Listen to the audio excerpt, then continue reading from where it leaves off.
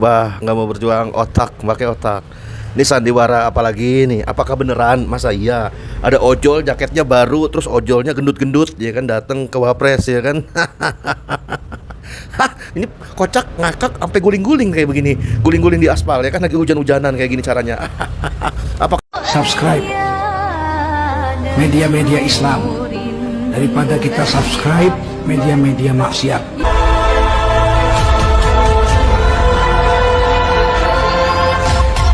Bismillahirrahmanirrahim. Assalamualaikum warahmatullahi wabarakatuh. Al-Fakir Abi Faisal pada kesempatan hari ini saudara Senin 1 September 2025. Bagaimana keadaannya saudaranya dan keluarganya? Semoga semuanya sehat, mulia, barokah, amin. Allahumma amin. Masih panjang umur perubahan, panjang umur perjuangan. Nggak mau berubah, nggak mau berjuang, otak, pakai otak. Ini sandiwara apalagi nih? Apakah beneran? Masa iya? Ada ojol jaketnya baru, terus ojolnya gendut-gendut, ya kan datang ke Wapres, ya kan? Hah, ini kocak ngakak sampai guling-guling kayak begini, guling-guling di aspal, ya kan lagi hujan-hujanan kayak gini caranya. Apakah ada begitu? Aduh, ini level ojol beneran atau sandiwara intel-intelan? Nanya lah, masa nggak boleh nanya? Atau ini apakah settingan untuk penggulingan Prabowo Subianto? Waduh, Wapres kali ini bikin heboh saudara. Buka pintu dialog dengan perwakilan ojol di istana. Ojol ucuk-ucuk-ucuk ke istana saudara. Aspirasi pun mengalir, mulai dari namanya kebijakan, insentif, tarif, hingga keamanan di jalan. Tapi warganet rupanya mempertanyakan, ini ojol beneran atau ojol-ojolan, ya kan? Ya wajar lah nanya begitu, ya kan? Karena kita tahu siapa lah Wapres ini, ya kan. Ini Wapres yang dipaksain oleh Mahkamah Konstitusi dengan syarat-syarat tertentu kan, begitu kan. Syarat 36 tahun, 35 tahun atau apalah namanya preketek, ya kan. Jadi netizen menilainya Wapres-Wapresan. Apakah begitu? Ini ada ojol-ojolan. Nah sekarang pertanyaannya, apakah dialog ini bisa benar-benar menjawab keresahan para ojol di lapangan, atau sekedar gimmick doang, seremonial doang? Sepertinya kayaknya ini Wapres diduga kuat memanfaatkan situasi, menunggangi situasi, ya kan. Cukup diuntungkan juga kayaknya posisinya. Harusnya Wapres turun ke pendemo ya sendirian, gak usah dikawal, ya kan. Baru minta perwakilan dari mereka, dari ojol-ojol. Nah itu baru top TOP BGT, bukan ojol datang ke istana. Ini tanda tanya besar nih, ya. Ojol baru, kok semua jaketnya itu baru-baru semuanya, ya kan. Jaket ojol kok bagus-bagus, baru-baru semua. Kok orangnya gendut-gendut, ya kan? Oh mungkin ojolnya makmur di era rezim Prabowo Gibran gitu. Indonesia cemas. 2045. Hah, situasi negara lagi segenting ini, seperti saat ini. Kok kalau benar ini bersandiwara, kok bisa gitu? Sangat miris saudara. Mudah-mudahan enggak lagi sandiwara, ya kan. Jadi nggak usah sok pahlawan kesiangan, ya. Sok peduli, sok care pada ojol, ya kan. Sebuah komedi situasi di tengah situasi yang sekarang ini lagi nggak baik-baik aja, ya. Demo di mana-mana di berbagai daerah, tapi malah bikin diduga kuat sandiwaraan seperti ini, saudara. Awalnya semuanya berjalan seperti drama komedi. Sang Wapres dengan senyum palsu yang sudah dilatih di depan cermin kayaknya. Mengundang ojol-ojol dengan jaket baru dan ojol yang gendut-gendut. Ya namanya juga omon-omon kan. Janji-janji manis bertebaran, mulai insentif yang katanya bakal cair dalam waktu dekat, preketek. Tapi entah sampai kapan, sampai kiamat kali. Atau sampai Indonesia bubar kali. Sampai pelatihan katanya meningkatkan kualitas pelayanan. Pret.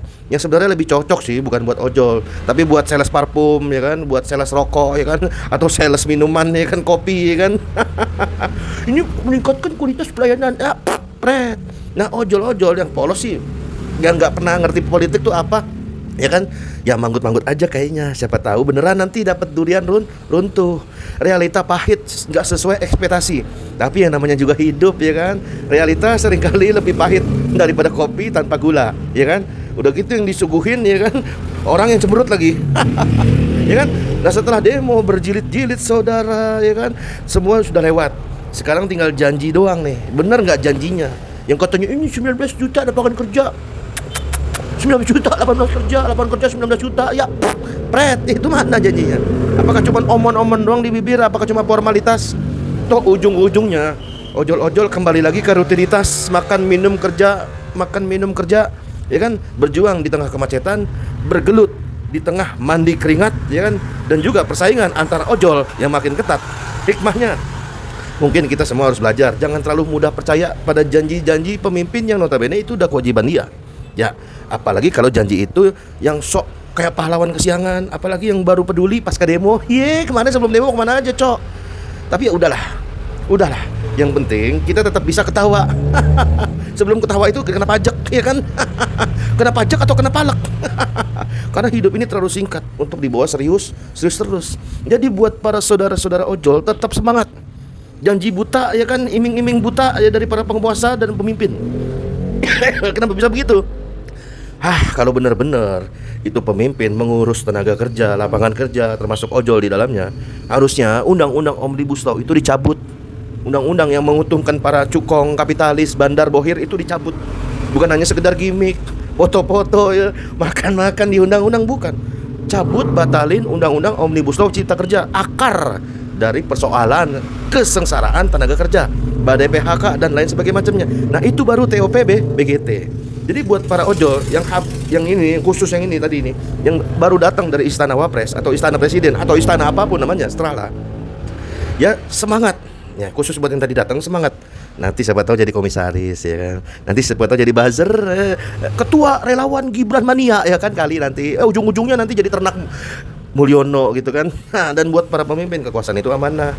Ya, nggak usah iming-imingin rakyat yang nggak tahu apa-apa, yang taunya cuma manggut-manggut doang, yang polos, nggak ngerti apa-apa, seperti kertas putih, ya. Jangan cuma memanfaatkan kepentingan rakyat buat kepentingan pribadi, kan gitu kan.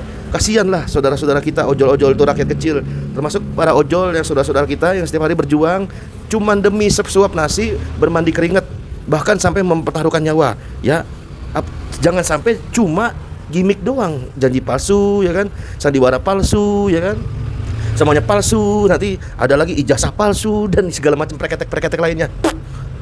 Beda hal ini, saudara, pemimpin dalam konsep Islam kafah, ya. Islam kafah bukan konsep zaman dulu, ya, bukan, beda. Kalau zaman dulu ya zaman dulu, kalau sekarang ya sekarang, beda. Kalau Islam kafah, aturan Islam itu berlaku sampai masa yang akan datang, sampai masa depan berlaku. Jadi nggak ada cerita, ya kan, tuduhan para buzzer, ternak Mulyono bilang ini mah channel mengajak kembali lagi ke zaman dulu. Ya, zaman dulu. Islam itu sangat relevan dengan zaman dulu, zaman sekarang, dan zaman yang akan datang, ya kan, sangat relevan.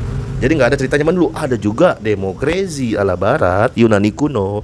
Itulah yang zaman dulu. Sebelum datang Islam, sebelum ada Arab jahiliyah, itu demokrasi Yunani kuno udah ada. Tahun 378 sebelum Masehi.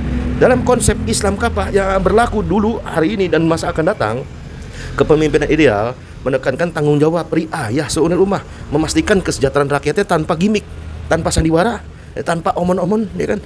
Studi kasus para khalifah menunjukkan bagaimana prinsip-prinsip Islam, syariat Islam secara kafah dapat diimplementasikan dalam praktik maupun omongan, dalam panduan bagi para pemimpin untuk menciptakan masyarakat yang adil dan sejahtera, baik muslim maupun kafir zimmi. Nah, itu hanya ada di dalam sistem Islam kafah yang sangat relevan dengan konteks kebangsaan hari ini dan kebangsaan yang akan datang. Itulah disebut Islam rahmatan lil alamin. Aturannya. Wassalamualaikum warahmatullahi wabarakatuh.